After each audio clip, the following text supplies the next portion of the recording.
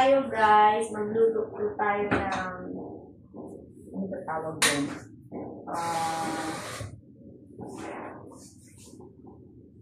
Binignit pa. Bisaya talaga. Bisaya mo talaga ako. Hindi ko alam ano yun. Basta binignit po sa Bisaya. Yun na yun.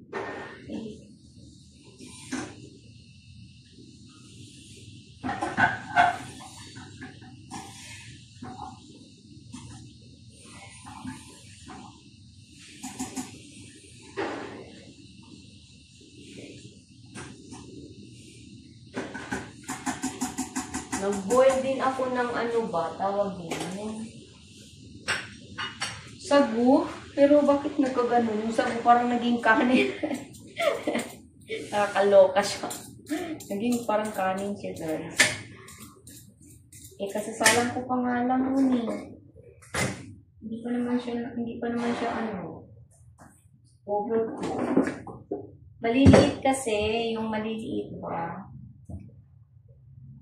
Ay, nagiging pa ako tingnan. Makaloka naman yung sabi ko. Ayan, kung lumapot siya ng lumapot. Ayan. Wala yung sago lumapot siya. Parang naging rice, sticky rice. Mali kaya yung sago na bili ko. Everything I know about love.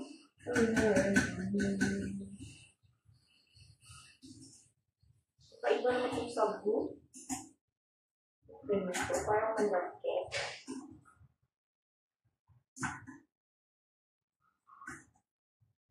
Or ganun talaga siya. Maging sticky. Dito ha.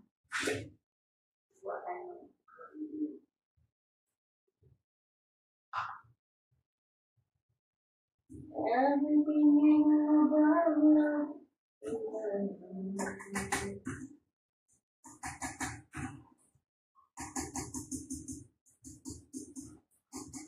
Kailangan lang natin yung apoy. Tara na guys. Sumahin niyo ako magluluto. Nako, konti yung post ko dito, no? Mabisi kasi masyado. Hindi na ako nakakapag-post ng marami. Dati hanggang 8 talaga yung post ko sa isang araw. Ngayon parang 3 na lang. Ngayon dinigilin ko. Kaya nakakainit. La la.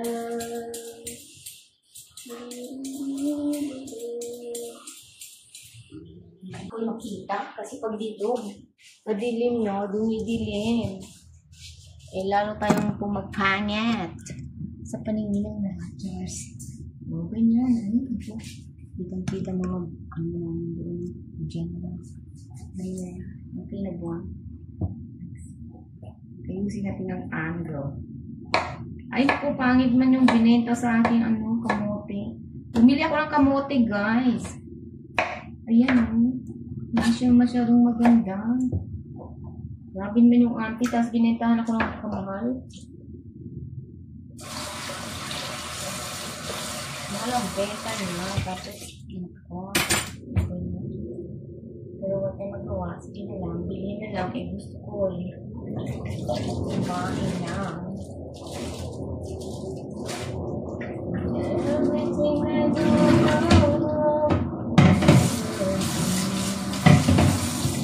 tapos bumili ako nito. Jax. Ube? Ube ba yun? Aray ko, sa kasang ko. Hi! O, kumusta kayo dyan? Charot. Everything I know about love, I learned from